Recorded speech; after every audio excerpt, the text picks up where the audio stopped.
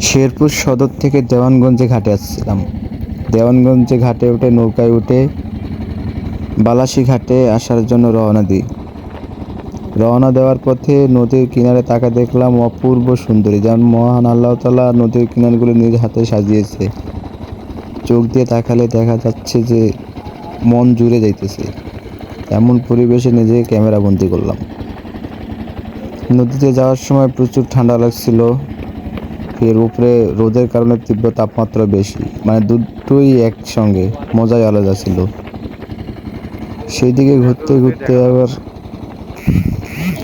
দূরের দিকে তাকালাম যখন, তখন দেখি মানুষের কোনো চিহ্নই নেই। শুধু নদীতে কিছু মানুষ আছে যারা মাছ ধরতেছে, কেউ যাত্রী নিয়ে যাওয়া করতেছে নৌকায় করে। এসব দেখে আরো মনটা জুড়ে গেল।